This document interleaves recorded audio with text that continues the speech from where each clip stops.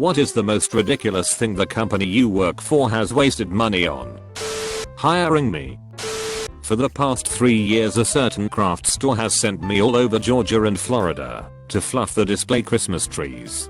Taking every branch and spreading them out. They pay for my gas, food, and hotel stay.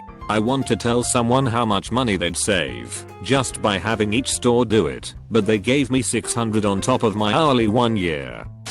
My previous boss was too embarrassed to admit she didn't know how to do it by asking one of her employees. So instead she hired in a team of tech consultants, 4 of them, to drive out to our office and move a shortcut icon slightly to the right on her desktop.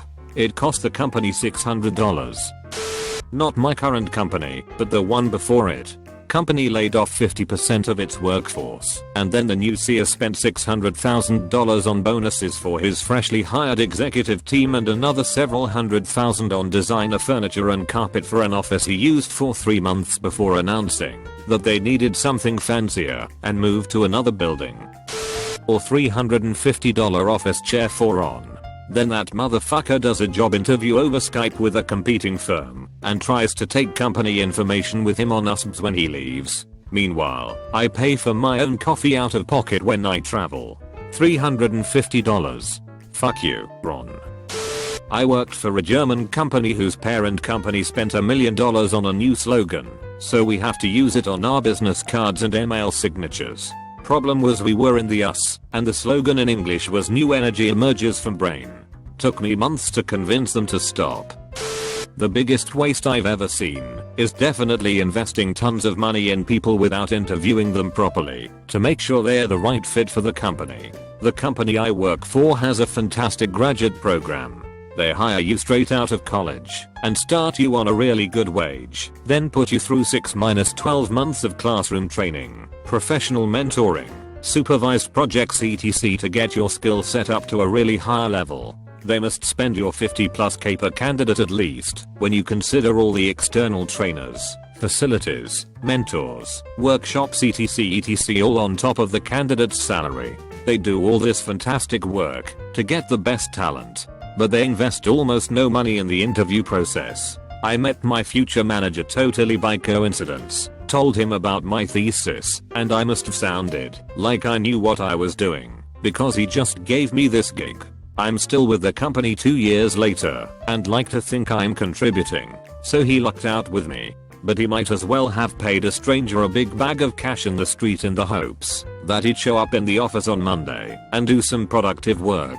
Of my class of 25, that's at least $250k invested. Remember, completed the training program and then quit to go to another job, not because the salary/benefits/etc weren't the best, but because their personalities didn't fit the ethos of the company. I mean, if your company owns a genetically modified food company and invests heavily in GM, you probably shouldn't hire a person who is openly, vehemently opposed to GM food, whose past experience is made up entirely of different organic farming pursuits, and who's an in-your-face holistic vegan.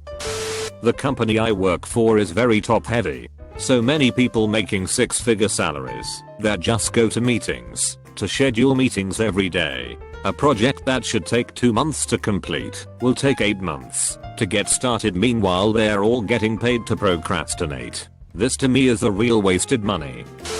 Got a new CEO and compensated him $4 million in salary and stock each year for 3 years. He made an already bad problem even worse and spent much of his time standardizing email signatures across the organization. Then he was dismissed. There's apparently a whole class of professional executives that know nothing about the industries they are hired to lead, fail miserably, then bounce off to the next high-paying engagement. As other posters have indicated, I will wreck your company for half the money my competition charges. Shop here first.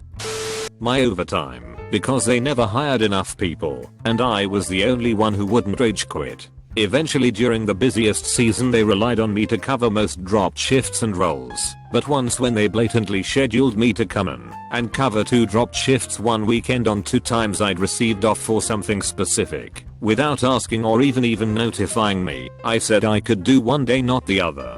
The reply I got was, "I need you to be there, thanks." So that's when I finally quit. Leaning on one employee as a strategy is like physically leaning on a person. You literally push them away and stagger when they leave. /endrant. You know you're going to be in for a headache when the small business you're hired to do it for has a paid for copy of WinRAR on their main computer. $3,400 a month to lease a labeler. It takes 2 minutes to print out day dots and stuff for produce and prepped food. When I found out how much it cost, after we've been begging for new hires after constantly working ridiculously long hours, we all decided to boycott the labeler and even fought with our corporate supervisors about it during work hours. They eventually ridded us of the labeler and hired a dishwasher and another cook. I won't say the company's name or anything, but never work at Applebee's. I don't work there anymore, but the Swedish mail service just recently changed name from Post and the Postal Service to PostNord Mail North to incorporate their cooperation with the Danish Postal Service and so on. While this makes sense on paper, throwing literally millions of dollars at rebranding comes at a really bad time now when the Postal Service are making huge downcuts. There is also the fact that the previous postal logo and traditional yellow color may have been one of the strongest and most recognizable brands in Sweden. New color for everything from post boxes to cars is now blue. I haven't heard anyone say it's a good idea, even from management's perspective. Corporate culture training. Once every couple of years, the C-level executives decide we need a more dynamic corporate culture. Then they spend a couple $100,000 to hire some corporate consultants, buy everyone a feel-good self-help book, and make us all sit in a day-long meeting. We are told what things make us ineffective as an organization, and are given nice little reference cards with catchy slogans for more effective workplace behavior. We are then forced to use these slogans for about 6 months before the leadership realizes nothing is changing, and the higher-ups aren't allocating enough money to support the ongoing initiatives proposed in the first couple of meetings. Once there isn't any money propping the whole shambling mess up, it falls apart, and we basically go back to doing what we were doing. Rinse and repeat every 3 or so years. Paying me to fix their servers. Turned it off and on again. 1 minute of work for the whole week, rest of time I was playing games. Paying me to fix their website. Some retarded coder hadn't put in any automatic image compression for their thumbnails, so they had 10 MB thumbnails, ruining their site loading speed and crashing it. There was no automatic way to do it, so I resized all the images using an automatic macro, gave them out to everyone, and told them to use the macro or the images to upload to thumbnails in the future. I also turned a lot of PCS on and off, reconnected a keyboard that had been pulled out, helped a lady figure out why she couldn't open her presentation without having PowerPoint installed, etc. For a year I worked as a laborer for a construction company. They had me and another laborer spend every day of the week for about 2 months spray painting pipes in the ceiling. I'm not complaining due to it being easy work, but the thing no one understood was that we had painters still on site that could have blasted everything that took us months to paint in the matter of a week. To this day, don't understand the point. To this day miss the overtime I was getting every day to stand on a scaffold and spray paint. I was a self-proclaimed Bob Ross of the job site.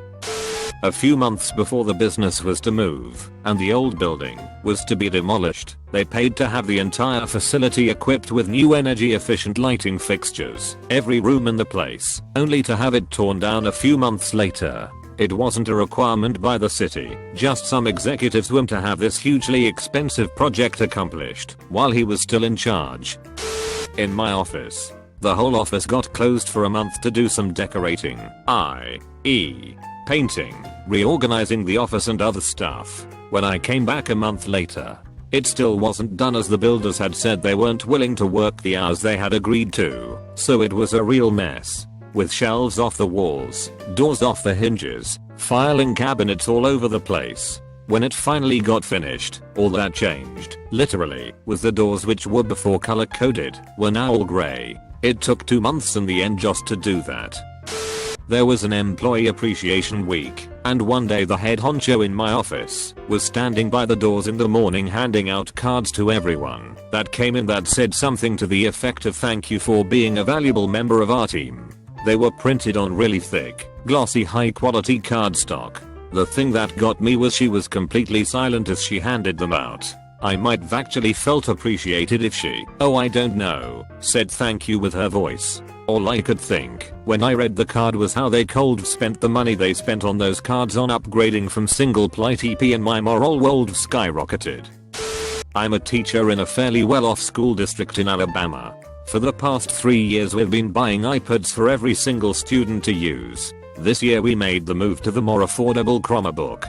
The entire thing is a waste of money, and I'm a huge technology advocate. These personal devices can be used in creative ways educationally, but learning is not increased by them. Also, students who are honest say the devices are a bigger distraction than they are an educational tool. After trying my hardest for the first 3 years to use the iPads in creative and helpful ways, I've given up and told my students that we will not be using Chromebooks in my classroom. I can already tell this year that my students are more engaged in the lesson.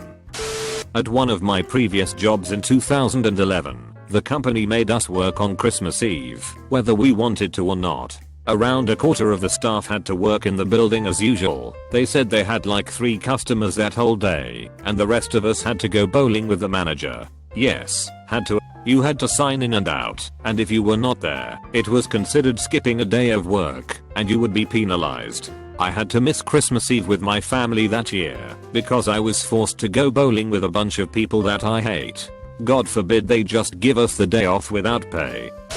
Several companies ago, the one I was working for at the time was a huge telecommunications company. As soon as this whole team concept hit, they jumped on it like crazy. Now of course it was the usual horse shit. Manager was renamed to coach, employee was renamed to team member. But then it got stupid. All conference rooms were renamed to huddle rooms. And then it got even stupider. There was an entire department that included managers and a director, and their only task was to drive this team message. They traveled all over the world to all of our offices and held these huge meetings to talk about how we'd renamed everything. In the end, nothing changed but the names. You still had a boss. You still met in conference rooms. Not as ridiculous as others in this thread, but my boss scheduled a team training in Reno, NV, with an outside company to train us. There are 10 people in our team, all of us live all over the states, none in NV. So my company paid for flights/food/hotels for all 10 of us to go to this week-long training. My boss, being the amazing organizer/planner that he is, forgot to actually schedule the training with the other company. He does shit like this pretty often, so I wasn't too surprised. So we went for a week-long trip to Reno. We gambled and drank all week. It went okay. But fuck, what a waste of money.